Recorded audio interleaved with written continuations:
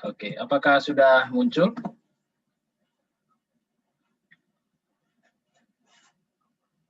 Sudah, Bang. Sebentar, bagaimana caranya supaya...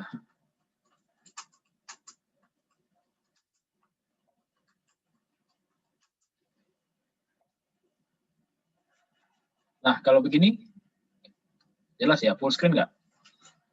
Iya, full screen. Oke, iya. Jadi minta tolong di-record juga ya. Ya, shalom semua adik-adik. Abang akan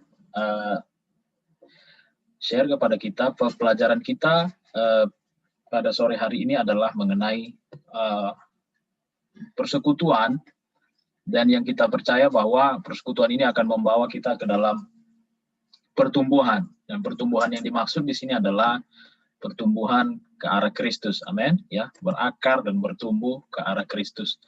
Nah, pertama-tama Abang mau tunjukkan satu gambar ini. Ini pasti sudah pada tahu ya, di setiap perkenalan Sion kayaknya gambar ini muncul. Memang punya Abang masih yang jadul ya. Belum kekinian, masih dwi warna ya, belum bagus lah begitu. Nanti aku minta ada yang bagusan sama kalian. Jadi ini adalah gambar dari roda penggerak pertumbuhan rohani. Ya. Jadi istilahnya ini adalah roda penggerak pertumbuhan rohani. Dalam beberapa kali perkenalan Sion ini seringkali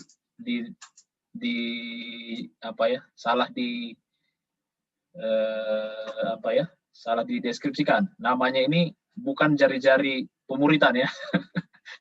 Seringnya dibilang ini adalah jari-jari pemuritan, bukan. Ini adalah roda penggerak pertumbuhan rohani. Oke?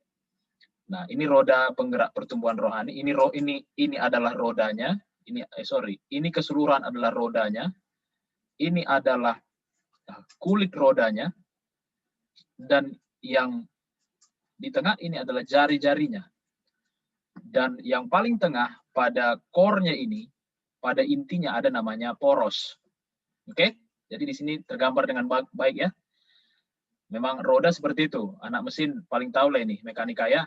Mekanik ya, gitu ya. Jadi ini kulit rodanya yang memang berhubungan dengan jalan sehingga dia bisa ada gerakan ya. Lalu ada poros, sumber dari energinya, sehingga kulit roda ini bisa bergerak gitu, membawa mobil itu bergerak atau kendaraan itu bergerak. Maka poros ini harus diberi energi. Ya, energinya dari mana? Dari mesin yang diberi bahan bakar. Dan energi ini bagaimana supaya bisa disalurkan kepada kulit roda ini? Makanya ada jari-jari. Sehingga energi itu bisa disalurkan dan roda itu bergerak. Ini namanya roda penggerak pertumbuhan rohani. Oke? Ya, mungkin adik-adik mesin lebih jago lah menjelaskan ini. Mengenai apanya ya, prosesnya. Nah, jadi yang diharapkan bergerak ini adalah orang Kristen yang taat dalam perbuatan atau di dalam hidupnya, dalam cara hidup, perkataan, pikiran, respon, dan semua hal. Ya, ada buah-buah yang alkitabiah, buah-buah yang benar yang kita hasilkan dalam kehidupan kita. Itu yang dituju di dalam pemuridan ini, dalam pertumbuhan rohani. Jadi orang Kristen yang taat dalam perbuatan ini adalah hasil akhir yang diharapkan supaya bergerak. Dan ini terus bergerak sampai terjadi yang namanya kedewasaan. Oke, men? Jadi sampai di sini dipahami ya. Nah, supaya ini bisa bergerak, orang Kristen yang taat dalam perbuatan ini bisa terjadi dalam kehidupan kita dan terus semakin intens dan semakin baik, maka harus digerakkan. Nah, porosnya adalah Kristus, pusatnya adalah Kristus. Inilah energinya, inilah sumber kekuatan itu. Kristus yang ada di hati kita. Inilah penggeraknya gitu. Dan bagaimana energi ini bisa diaplikasikan pada akhirnya di dalam diimplementasikan ke dalam kehidupan atau perbuatan, maka perlu ada 4 4 pondasi ini, 4 kuda-kuda ini, jari-jari ini, penopang ini, sehingga energi dari poros ini bisa diimplementasikan menjadi satu gerak kerja. Amin. Ya, adik-adik. Nah, apakah itu poros itu? Apakah pondasi-pondasi itu? Nah, ada 4. Itulah dia ya. Begitulah cara menjelaskannya ya. Yang pertama adalah doa. Lalu yang sama-sama horizontal dengan doa adalah firman. Ya. Jadi dari atas ke bawah itu adalah doa, bagaimana kita berkomunikasi dengan Tuhan itu adalah doa, dan bagaimana Tuhan berkomunikasi dengan kita, mengajar kita itulah firman. Kita perlu hidup di dalam kehidupan doa yang berkembang dan dalam firman yang semakin dalam. Lalu di dalam kehidupan kita bersama-sama, maka bagi kehidupan kita secara sosial ke dalam di antara orang-orang Kristen, ini penting, bersekutu. Ya, bersekutu. Ke dalam gerakan ke dalam ini ya, sentripetal. Maka kita perlu gaya yang kuat ya ke dalam untuk bersekutu, dan dorongan yang kuat keluar untuk bersaksi kepada orang-orang yang bukan orang-orang percaya. Jadi secara sosial ini yang diperlukan, ini pondasinya. Dan ketika ini semua balance, ini semua kuat, kokoh, dan tidak ada satupun yang rapuh, maka pekerjaan Kristus, anugerah Kristus yang luar biasa ini, kuat kuasa dari kerajaan sorga itu akan menggerakkan kehidupanmu menjadi kehidupan orang Kristen yang taat dan dalam perbuatan. Jadi kita bukan hanya orang yang tahu firman, tetapi orang yang membuat firman itu hidup di dalam kita. Kristus nyata, tergambar, jelas lewat hidup kita. Amin. Dan lewat itulah maka cahaya Injil itu akan bercahaya di dalam dan di luar. Nah, dari sinilah kita mengerti bahwa persekutuan ini bukan sekedar khotbah tambahan dalam gereja, bukan sekedar khotbah sampingan, tetapi ini adalah khotbah sentral di dalam gereja seharusnya. Menjadi satu khotbah, pengajaran, pengertian atau prinsip sentral yang harus dipahami oleh gereja, oleh kita orang percaya, persekutuan. Jadi jangan lagi anggap remeh persekutuan sejak saat ini. Jangan anggap kecil arti bersekutu bersama-sama orang-orang percaya, adik-adik. Itu sama pentingnya dengan kau hidup di dalam doktrin yang benar, di dalam doa, dan bersaksi. Ada banyak orang di sini nih, firman. Mengetahui apa yang sesat nih, kuat. Tapi ini bukan segala-galanya. Belum segala-galanya. Belum lengkap. Karena tanpa ini semua, maka kehidupan rohanimu masih tidak bergerak. Satu jari-jari ini tidak cukup menggerakkan ini. Tidak ada penyangga yang cukup untuk bisa menggerakkan ini. Gitu. Sorry, gimana cara balik ini? Ya.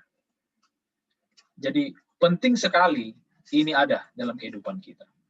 Jangan anggap remeh bersaksi. Kamu bisa punya kehidupan doa, punya kehidupan firman, bahkan punya persekutuan, tapi kita nggak pernah bersaksi, maka pada akhirnya ada yang rapuh dalam roda penggerak pertumbuhan rohani kita, dan itu menghalangi jalan roda ini, kecepatan putar roda ini, tidak akan semaksimal ketika semua penyangga ini ada. Amin. Nah, adik-adik paham pasti ini, konsep-konsep mekanika ini kalian paham sekali pasti. Dan itulah pentingnya setiap jari-jari. Gitu. Oke, next ya. Jadi persekutuan itu penting bagi pertumbuhan rohani. Tanpa persekutuan, maka akan ada sesuatu yang rapuh, pincang, timpang, dan menghambat pertumbuhan rohani. Gitu.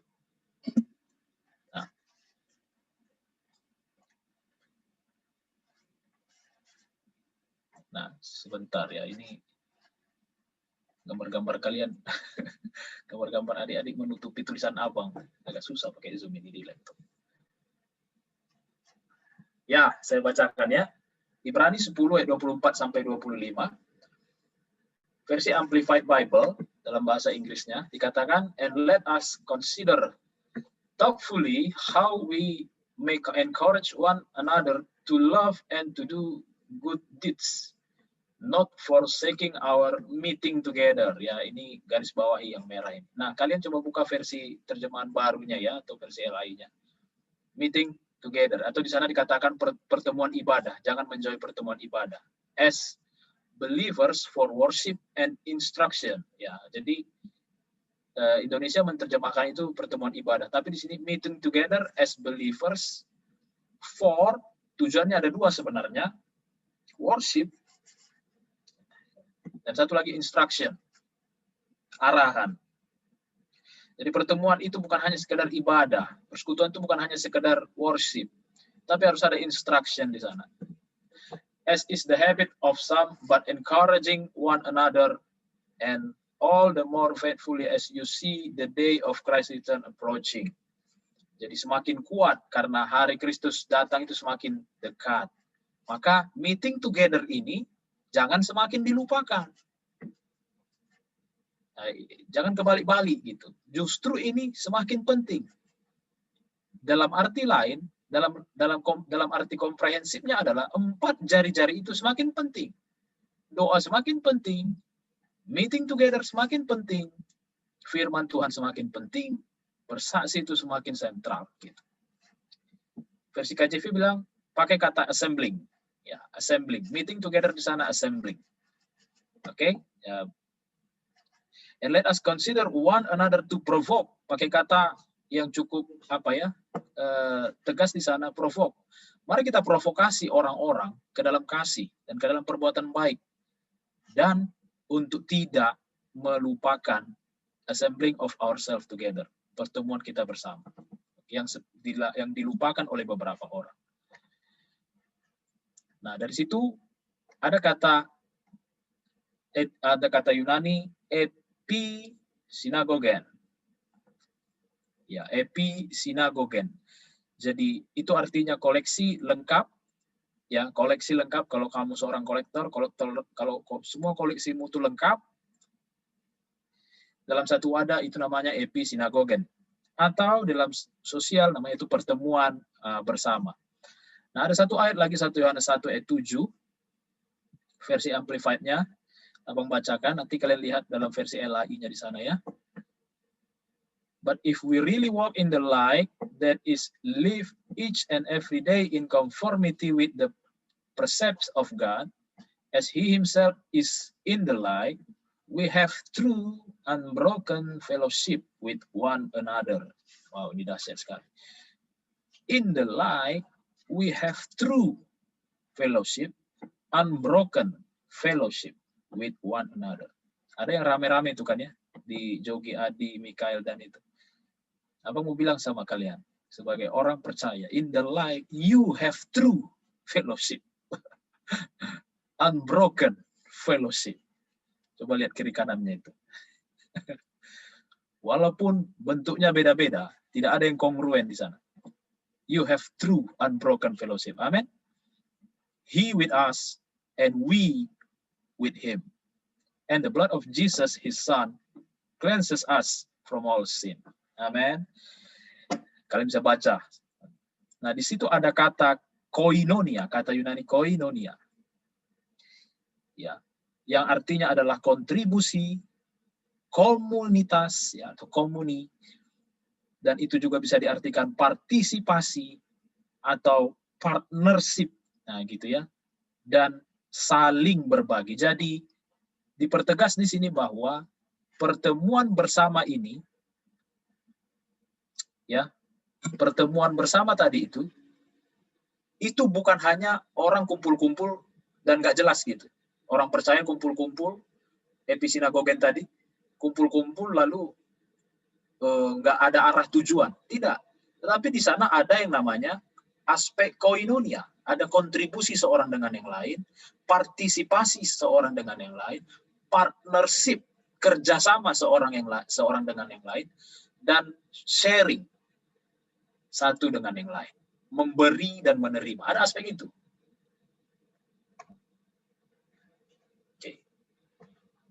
pentingnya persekutuan. Nah, 1 Korintus 12 ayat 12 berkata, karena sama seperti tubuh itu satu, dan anggota-anggotanya banyak, dan segala anggota itu sekalipun banyak merupakan satu tubuh, demikian pula Kristus. Nah, Abang jelaskan di dalam 2 poin ini, Tuhan mengumpamakan jemaat kita orang percaya sebagai satu tubuh, dengan Kristus sebagai kepala, dan tiap-tiap kita adalah anggota. Nah, itu ya. Jadi saat kita memperhatikan tubuh kita, coba lihat tubuh kita ini, itu semua organ, bahkan bukan hanya organ, semua selnya pun itu berfungsi. Ya, berfungsi, dan kita tidak ingin kehilangan secuil pun anggota tubuh. Kita tidak ingin kehilangan secuil pun organ tubuh kita. Ada momen orang yang cukup gila menjual ginjalnya gitu ya, untuk beli PS5 lagi baru keluar nih kan. 1 ginjal keluar, PS6 keluar, ginjal 1 lagi. PS7 gimana? Habis semua ginjal orang mungkin diambil gitu. Ya, tetapi pada dasarnya tidak ada seorang pun yang ingin kehilangan secuil pun anggota tubuhnya. Amin. Gitu. Memang kita bisa buang amandel kali ya, tapi sebenarnya kalau sehat tidak pengen kita ada operasi seperti itu kan ya. Usus buntu, memang satu organ yang bagian yang tidak terlalu jelas fungsinya di dalam tubuh kita. Katanya sih itu adalah sisa-sisa dari evolusi. Siapa yang percaya evolusi? Itu hal lain ya. Tapi pada intinya ketika organ yang paling tidak, dengar baik, pada intinya ketika organ yang kita anggap tidak terlalu berfungsi itu, tidak terlalu jelas fungsinya pun, ketika ada sesuatu terjadi pada dia, sakitnya minta ampun kan? Bisa mengancam nyawa juga kan? Jadi jangan juga anggap remeh. Nah, kita baru dapat berfungsi saat kita menjadi bagian dari tubuh. Kalau mata itu cuma jatuh di jalan begitu, ya dengan cepat juga dia akan mati. Tangan lepas gitu ya, atau apa. Kita baru dapat berfungsi saat kita menjadi bagian, assemble. Avengers, assemble. Betul. Itu kata assembly tadi. Ya, itu kata sinagogen tadi. Jadi komunitas rohani bukan hanya penting untuk kita miliki, komunitas rohani adalah sesuatu yang harus kita miliki. Camkanlah ini baik-baik. Jadi pentingnya komunikasi bahkan sudah tidak relevan lagi. Justru yang paling relevan adalah keharusan komunitas. Sorry, bukan komunikasi, komunitas. Kita harus menempel, tertanam pada satu assembly orang-orang benar. Bersama komunitas rohani kita bertumbuh maksimal sesuai dengan yang Tuhan rancangkan. Sampai sini paham ya? Clear ya? Nah, apa yang dapat dicapai? Apa yang bisa dicapai oleh komunitas Kristen ini? Ya, ini ada pepatah Afrika lama, klasik ya. If you want to go fast, go alone. If you want to go far, go together. Ini aja ya kata-kata bijak. Nanti bisa ganti status. Nah, apa yang dapat dicapai? Alkitab sendiri mencatat dengan sangat luar biasa atau ajaib apa yang dapat dicapai oleh komunitas orang percaya ketika semuanya itu berfungsi. Kita semua bagian itu ada pada fungsinya, tempatnya masing-masing. Nah, kita baca di Kisah Rasul 2 ayat 41 sampai 47. Dikatakan di sana orang-orang yang menerima perkataan itu memberi diri dibaptis, dan pada hari itu jumlah mereka bertambah 3.000 jiwa. Mereka bertekun dalam pengajaran rasul-rasul dan dalam persekutuan. Jadi mereka langsung masuk ke dalam persekutuan, dan mereka selalu berkumpul untuk memecahkan roti dan berdoa. Maka ketakutanlah mereka semua. Jadi ada ini. Apa yang dapat terjadi? Akan ada satu fear of God. Ya, ini ketakutan ini dipahami sebagai pengalaman akan kemuliaan Tuhan yang begitu dahsyat dan ajaib itu terjadi di dalam persekutuan itu. Ada satu jenis persekutuan di mana kemuliaan Tuhan begitu dinyatakan di sana. Itulah persekutuan orang-orang percaya. Ketika dua atau tiga orang di antaramu berkumpul bersama, maka Yesus ada di situ. Yesus ada di situ. Dan Yesus yang ada di situ adalah Yesus yang sudah bangkit dari maut. Ada kemuliaan Tuhan. Dikatakan di sana juga banyak mujizat dan tanda terjadi, mujizat dan tanda. Selama persekutuan itu diisi oleh atau dibentuk, dipondasikan dalam kebenaran firman Tuhan, maka ini terjadi. Lalu dikatakan semua orang yang menjadi percaya tetap bersatu, ada kesatuan di sana. Dan ada kepemilikan bersama. Ya, kepemilikan bersama. Segala kepunyaan mereka adalah kepunyaan bersama. Amin. Ada hukum Taurat berkata jangan mengingini milik sesamamu. Maka hukum Taurat bukan hanya dilakukan di sini, tetapi hukum Taurat ini bahkan disurpas. Mereka bukan hanya mengingini milik sesama, enggak, itu bukan lagi levelnya. Milik mereka diberikan kepada sesama. Wow, itu begitu dahsyat. Pekerjaan anugerah itu surpassing the work of the law. Selalu dari mereka ada yang menjual harta miliknya, lalu membagi-bagikannya kepada semua orang sesuai dengan keperluan masing-masing. Ini luar biasa. Kayaknya di zaman sekarang belum ketemu deh yang begini. Belum ketemu lagi. Gitu. Dengan bertekun dan dengan sehati, mereka berkumpul tiap-tiap hari dalam bait Allah. Mereka memecahkan roti di rumah masing-masing secara bergilir dan makan bersama-sama dengan gembira dan tulus hati.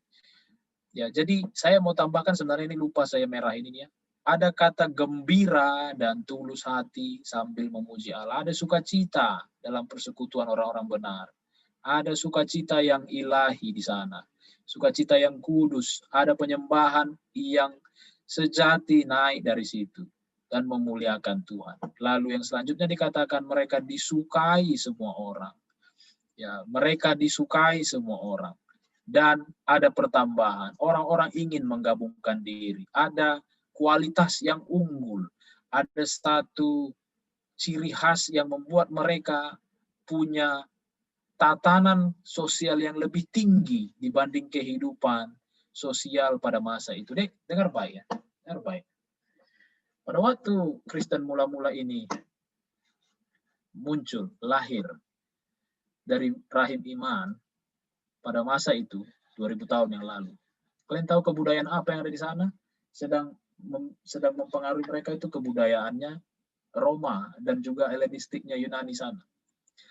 Yang dianggap pada masa itu adalah satu kebudayaan peradaban yang sangat unggul dengan semua teknologi, hikmat, dan semua yang mereka miliki. Ya, Yunani adalah menghasilkan banyak sekali filosofer yang luar biasa, yang sampai hari ini pemikiran mereka menjadi sangat-sangat relevan. Ada banyak negara yang memakai sistem pemerintahan hasil dari filosofi mereka.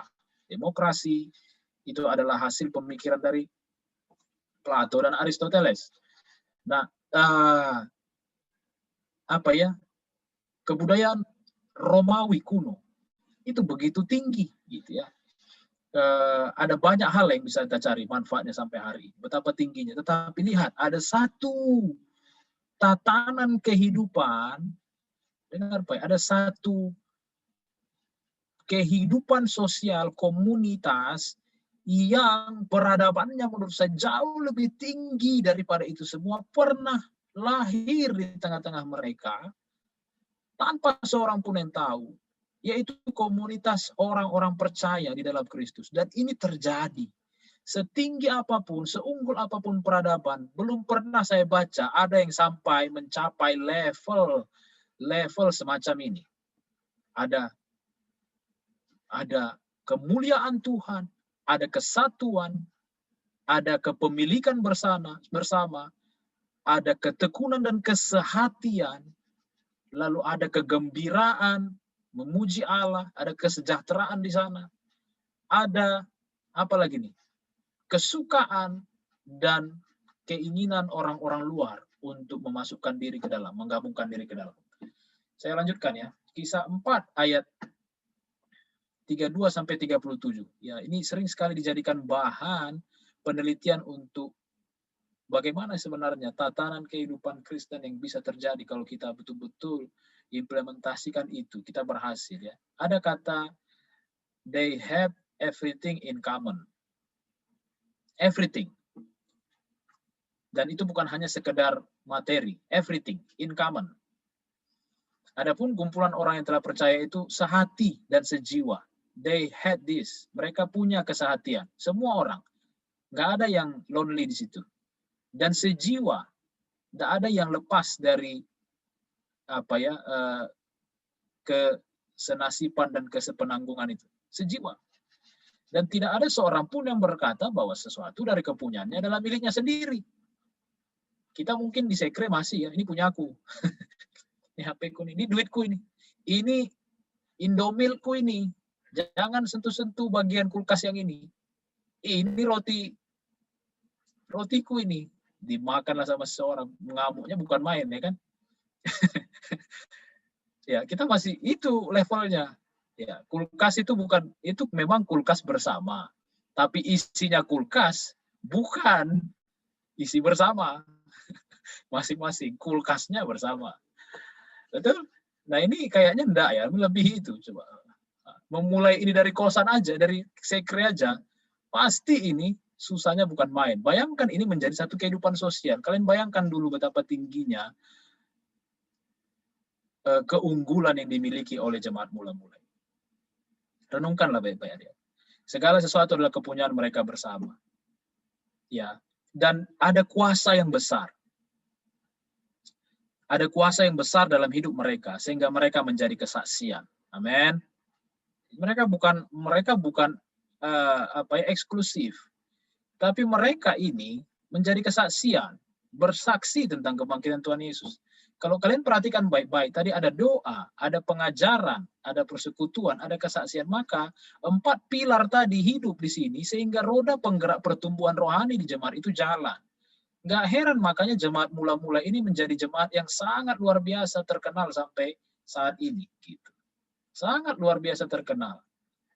Mau dikatakanlah misalnya Vatikan adalah negeri kecil yang isinya adalah orang-orang percaya yang pemerintahannya pun adalah pemerintahan yang Alkitabiah ya, dipimpin oleh Paus, semuanya lah begitulah ya.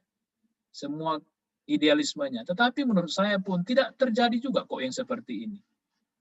Enggak, gitu. Skandal bisa aja tetap ada terjadi di sana. Makanya ini doa kita, ini tujuan kita. Kita terus harus belajar, kita harus melihat pentingnya komunitas orang percaya. Kenapa ini nggak pernah tercapai lagi? Ya karena kita nggak pernah ngerti lagi bahwa ini penting. Lalu dikatakan semua hidup dalam kasih karunia yang melimpah-limpah. Nggak ada yang hidup dalam kasih karunia yang pas-pasan. Hidup di dalam kasih karunia yang melimpah-limpah. Inilah dikatakan they had everything in common. Apapun. Sukacita, kesehatian, semua punya in common.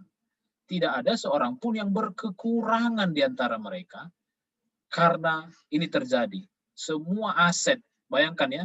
Semua aset, harta itu dikumpulkan atau dilikuidasi dan uangnya ditaruh di depan kaki rasul-rasul dan atas hikmat para rasul disalurkanlah ini oleh kebendaharaan pusat untuk menjamin kehidupan semua orang-orang percaya. Ada yang berkata bahwa ini komunisme, tapi bukan. Ini bukan komunisme in the purest meaning. Ini bukan komunisme karena komunisme memakai tangan besi untuk mengambil aset. Dan ini bukan inisiatif yang datang dari kepemimpinan, ini datang dari akar rumput, dari semua orang-orang percaya yang dengan inisiatifnya sendiri menjual tanahnya. Rasul tidak pernah minta. Semua mereka entah kenapa ada kesehatian untuk menjual dan menaruh di kaki para rasul. Jadi ini bukan komunisme, ini adalah keunggulan dari kekristenan. seorang komunis itu, abang pernah baca prakata dari redakturnya media komunis. Dia bilang, semua orang, tidak ada yang bisa menyangkal unggulnya nilai-nilai Kristen itu. Tetapi mereka tidak mau membayar harganya supaya nilai-nilai Kristen itu hidup. Mereka semua egois, mereka hanya senang sama diri mereka masing-masing. Percayalah, kami yang akan menang, kata redaktur komunis itu. Karena kami memakai uang kami, memakai gaji kami untuk propaganda. Kami betul-betul serahkan semua apa yang kami miliki untuk masuk propaganda. Percayalah, komunis akan menang. Ya kita tahu pada akhirnya komunis runtuh. Uni Soviet juga runtuh juga ya. Gitu. Tetapi mereka sepercaya itu dengan ismenya mereka. Nah, seringkali kita, ya begitu. Gitu. Kehidupan kita terombang-ambing dengan dinamika dunia. Anak-anak muda hari ini lebih banyak main-main TikTok daripada membaca firman Tuhan, berkumpul. Lebih banyak main game, lebih banyak melakukan kegiatan-kegiatan yang ya dilakukan juga banyak orang lain. Apa bedanya kita dengan mereka? Begitu. Demikian pula dengan Yusuf oleh rasul-rasul disebut Barnabas, artinya anak penghiburan. Seorang Lewi dari Siprus, ia menjual ladang miliknya lalu membawa uangnya itu dan meletakkannya di depan kaki rasul-rasul. Lihat ya. Bahkan ini terjadi di antara orang-orang yang bukan murni Yahudi gitu. Ada namanya Yusuf yang disebut rasul-rasul dari Barnabas. Dia seorang Lewi ya. Dan istrinya kemungkinan bukan lagi orang Yahudi. Dia dari Siprus, udah jauh banget dari sana. Dan ajaibnya dia orang Lewi punya ladang. Padahal nggak boleh nih menurut hukum Taurat. Ya kan? Dia jual gitu dan taruh di depan kaki rasul-rasul. Nah, inilah yang kita kenal nanti sebagai salah seorang yang menyertai Paulus dalam kerasulannya. Nah, persekutuan tadi kita sudah baca, artinya adalah saling membagi dan memberikan hidup kita kepada orang lain. Dalam hal apa saja? Yuk, kita buka Galatia 6 ayat 2. Ya, Galatia 6 ayat 2. Di sana dikatakan, bertolong-tolonglah menanggung bebanmu, demikianlah kamu memenuhi hukum Kristus. Ya, dalam hal, kalian bisa catat di sana, dalam hal menanggung beban. Kita bisa share beban, menanggung bersama. Jangan sampai ada orang yang stres sendiri, tetapi kita bisa bersama-sama menanggungnya. Ayat 6, dikatakan, dan baiklah dia yang menerima pengajaran dalam firman, membagi segala sesuatu yang ada padanya dengan orang yang memberikan pengajaran itu, membagi kehidupan, berkat, supaya yang mengajar pun bisa tetap hidup. Ketika orang memberikan pengajaran kepada kita, berikanlah begitu. Ya mungkin ini juga sebenarnya kenapa di gereja itu ada persembahan. Mungkin, tapi nggak tahu juga persembahan itu masuknya ke pengkhotbah atau enggak ya. Entahlah ya. Tapi ya pada dasarnya ini dorongan firman Tuhan. Gitu. Ingatlah orang-orang yang menjadi pengajarmu. Ingat rabimu begitu katanya. Jangan sampai dia kelaparan padahal dia memberimu makan secara rohani. Yakobus 5 ayat 16. Nah, di sana dikatakan hendaklah kamu saling mengaku dosa. Ya, saling mendoakan. Nah, di dalam persekutuan kita bisa saling berdoa, saling mengaku dosa.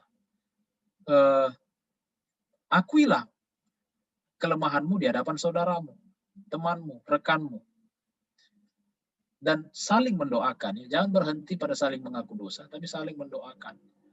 Maka dikatakan di sana, kamu akan sembuh. Dan jika dengan yakin didoakan, itu besar sekali kuasanya. Kisah Rasul 2 ayat 44.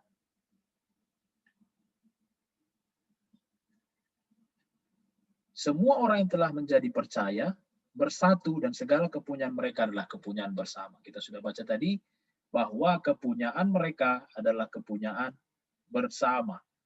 Ya.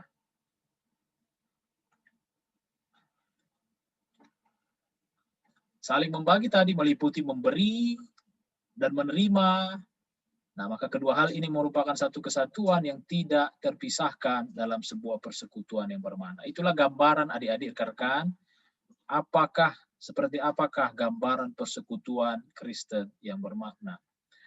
Nah, manfaatnya ini saya sudah masuk kepada intinya. Manfaat persekutuan pertama itu adalah mengasah dan membentuk. Amsal 27 ayat 17 sudah hafal ya. Besi menajamkan besi, manusia menajamkan sesamanya. Ya.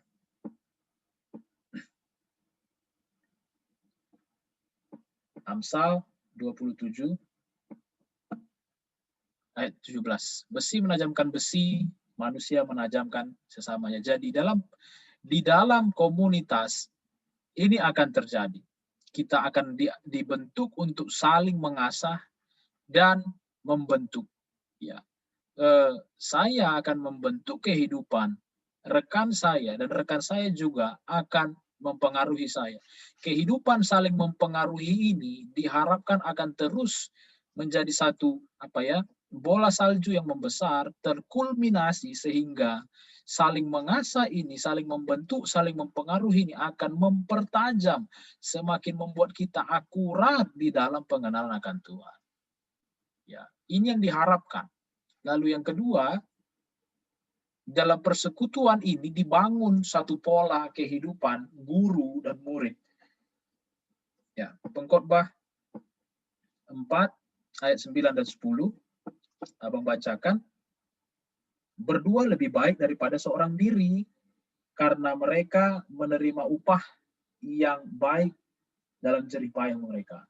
Karena kalau mereka jatuh, yang seorang mengangkat temannya, tapi wahai orang yang jatuh yang tidak mempunyai orang lain untuk mengangkatnya. Jadi ada pola mengangkat yang lain.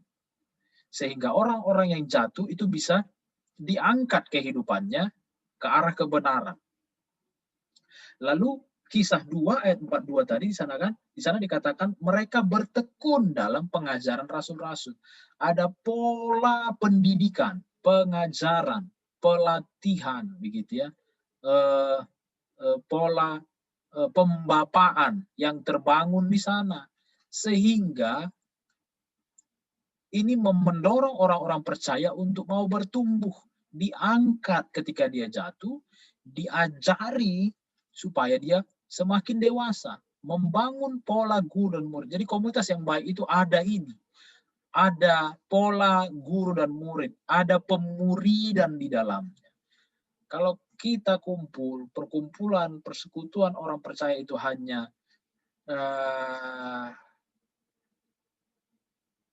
penyembahan melulu, tidak pernah ada aspek yang lain, maka pada akhirnya dia akan timpang begitu.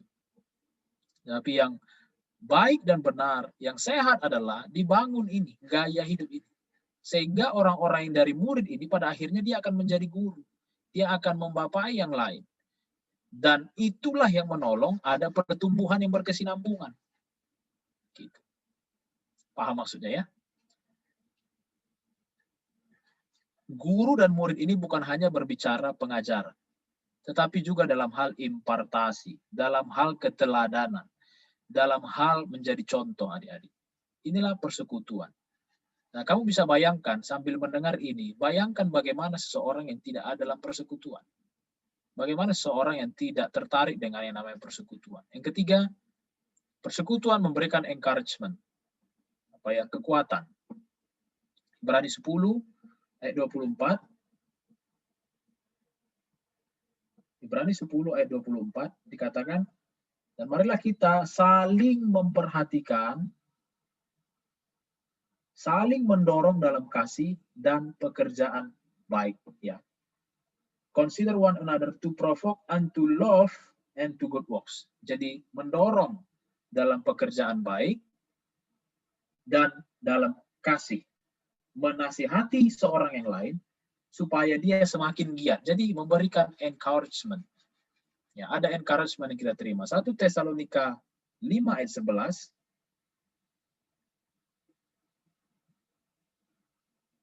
Abang bacakan lagi. Karena itu nasihatilah seorang akan yang lain dan saling membangunlah kamu seperti yang memang kamu lakukan.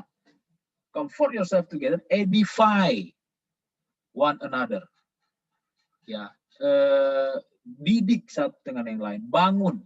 Ya, membangunlah kamu satu dengan yang lain. Jadi ada encouragement dalam persekutuan. Yohanes 13 ayat 35. Yohanes 13 ayat 35. Dengan demikian semua orang tahu bahwa kamu adalah murid-muridku, yaitu jika kamu saling mengasihi. Jadi persekutuan adalah training ground terbaik. Tempat di mana kita dimuridkan. Ya, kita menjadi murid.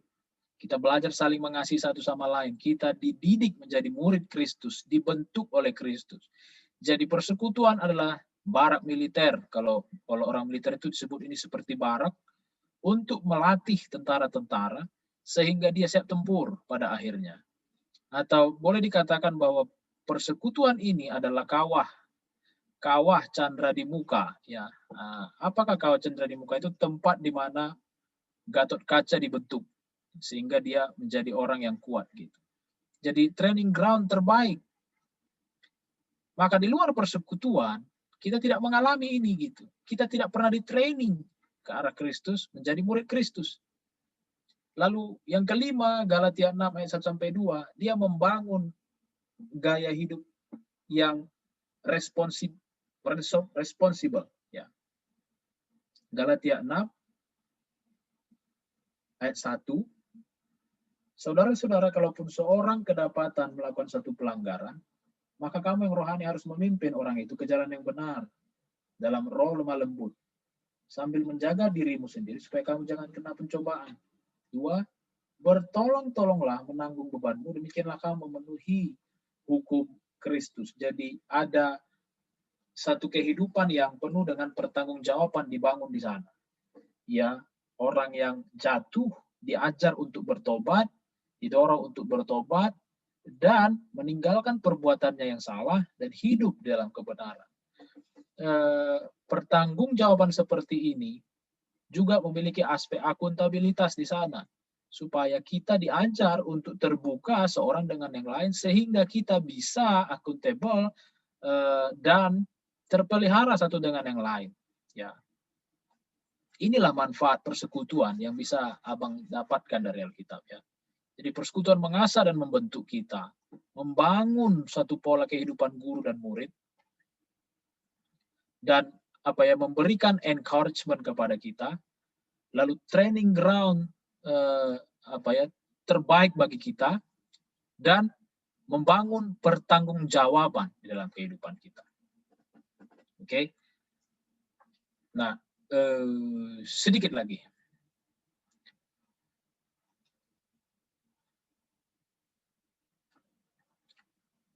Komunitas yang baik versus komunitas yang buruk ya.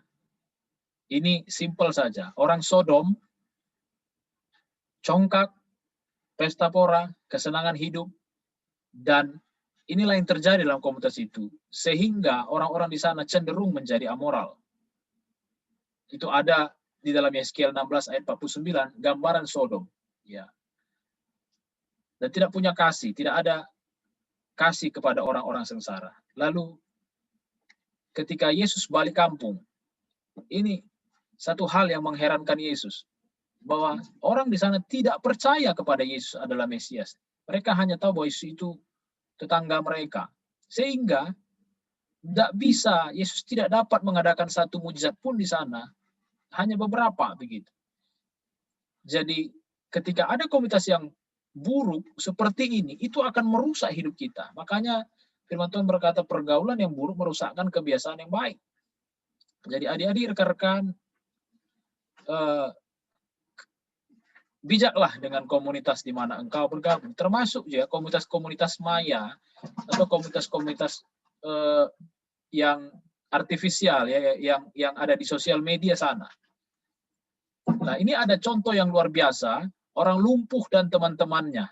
Tahu ya, waktu ada Yesus mengajar di satu rumah, lalu ada orang lumpuh diturunkan dari genteng, dengan tali oleh teman-temannya ke bawah, dan melihat itu, Yesus kagum.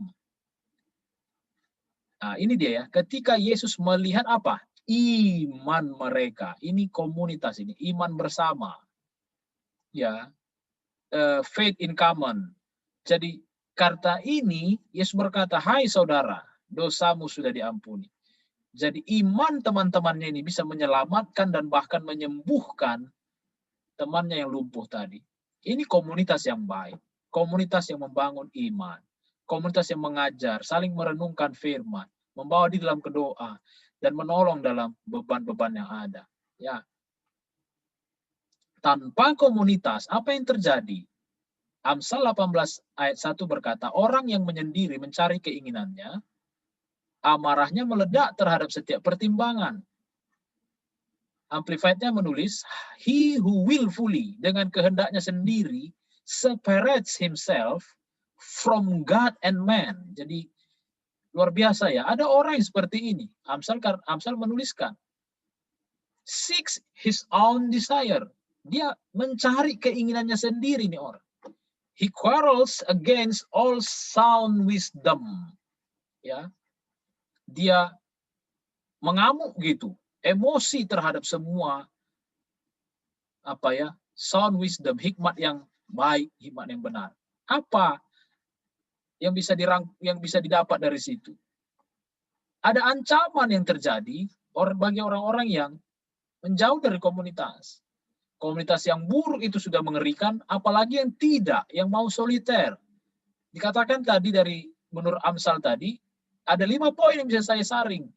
Pertama, terjebak dalam berbagai nafsu, karena dia mencari keinginannya sendiri. Lalu yang kedua, dia akan lebih banyak mengalami kekecewaan dan kemarahan. Terbukti dari dia marah terhadap semua hikmat-hikmat yang baik. Dia melawan, dia keras, dia memberontak gitu. Lalu yang ketiga, gambaran diri yang salah dan semakin salah. Karena dia mengikuti prinsip-prinsip dunia. Lalu ada jiwa yang tidak sehat dan tidak stabil. Quarrels against all sound wisdom. Jiwanya tidak sehat dan dia tidak stabil. And then yang terakhir itu ada kemerosotan moral. Ya. Filipi 2 ayat 1 sampai 5, maka dari sini ada satu kesimpulan menyeluruh yang Abang ambil, bahwa persekutuan Kristen adalah wahana akuntabilitas yang terbaik bagi kita. Karena di dalam Kristus ada nasihat, penghiburan kasih, persekutuan roh, kasih mesra, belas kasihan, sehati sepikir, satu kasih, satu jiwa, satu tujuan, dan ada pikiran dan perasaan Kristus. Ini terjadi di dalam Kristus. Di dalam Kristus.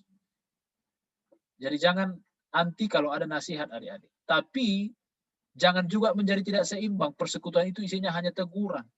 Perlu ada penghiburan kasih. Ada persekutuan roh.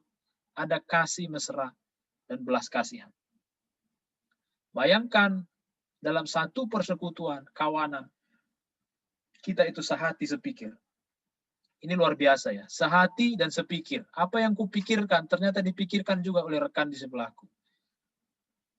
Bagaimana hati kita menyala, demikian juga dia menyala. Bahkan dikatakan satu tujuan, satu visi. Ini penting untuk dicapai dalam komunitas. Satu visi. Karena banyak anak muda di luar komunitas yang benar, visinya menjadi visi yang kerdil. Sementara kita perlu membangun kehidupan anak muda dalam visi yang luar biasa. Visi yang besar. Saya tetap mempercayai bahwa panggilan Tuhan atas kita itu besar. Kita tidak dipanggil untuk kehidupan yang biasa-biasa saja, di perbatasan realita begitu. Kita tidak dipanggil untuk bekerja dan udah begitu aja, ada tidak menambahi, tidak ada juga tidak mengurangi. Saya percaya kita dipanggil untuk kehidupan yang berdampak. Apapun profesi kita, apapun keberadaan kita. Alkitab berkata, 1 dari kita mengejar 1000 musuh. 2 dari kita mengejar berlaksa. Bayangkan kalau kita semua dari 1 saja itu bisa mengejar 1000. 2 ada pertambahan multiplikasi kapasitas. 2 mengejar sudah 10.000 gitu. Bagaimana dengan 3, 4, 5 atau semua dari kita? Ya, habis ya. Jadi pahami adik-adik bahwa tujuan Kristus adalah supaya satu tatanan kehidupan yang unggul itu terjadi dalam kehidupan kita. Inilah gambaran satu kehidupan yang diisi oleh orang-orang yang terus didewasakan di dalam Kristus. Dengan memahami ini, Abang rindu kita tidak lagi menganggap remeh apa artinya komunitas, apa pentingnya tinggal bersama-sama dengan orang-orang benar, bersekutu. Walaupun ya isinya kita ini masih orang-orang yang bertumbuh. Kita tuh masih banyak pelanggaran lah, kita masih banyak dosa. Kita semua terus bertumbuh.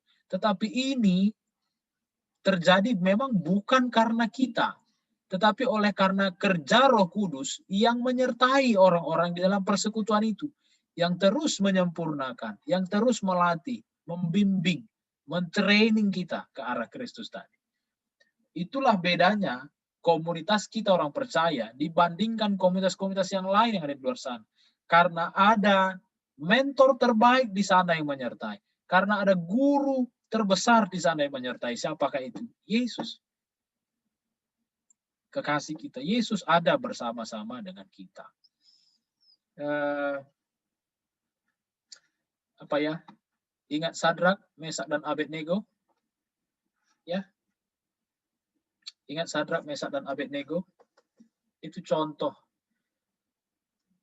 komunitas yang luar biasa. Sebelum Abang tutup ya. Mereka itu setia di dalam iman. Bahkan ketika mereka sudah menjadi karyawan di istananya raja di Babel. Ketika ada peraturan harus menyembah patung Nebukadnezar, mereka sepakat, ya, sehati, sejiwa, satu tujuan. Mereka menolak untuk menyembah patung itu dan berkata, Tuhan akan tolong kami. Kalaupun Tuhan tidak tolong kami, maka kami tetap tidak akan menyembah patung Tuhanku. Biarlah mati kami dalam keadaan seperti itu kalau memang kami harus mati. Jadi sekalipun Tuhan tidak menolong mereka, mereka akan tetap setia kepada Tuhan. Kira-kira begitulah ekstrim. Dilemparkanlah mereka ke dapur api itu. Apa yang terjadi adik-adik? Alkitab menuliskan dengan jelas bahwa api itu tidak melahap mereka, tidak membakar mereka. Ketika dipanaskan sampai 7 kali, api itu tetap tidak membakar mereka. Ada orang disuruh untuk mengecek ke dalam dapur api itu. Belum sampai ke sana, dia sudah terbakar dan mati. Tetapi ada yang melihat ke dalam dan berhasil melihat. Ajaib sekali. Ketika dia melihat ke dalam, dia terkejut. Karena di dalam dapur api itu ternyata ada 4 orang. Ada sosok yang lain yang bersama-sama mereka. Dan Alkitab menulis katanya bahwa rupanya seperti anak dewa. 3 orang mereka. Tapi Tuhan bersama mereka. Allah Jehovah di situ. Jadi berkumpullah, berkomuni dengan orang-orang benar. Mari kita tinggal dalam persekutuan yang benar. Mari ajak anak-anak mentormu ke dalam pemuridan, ke dalam persekutuan. Mari bergiat mendorong mereka untuk disemai dalam persekutuan.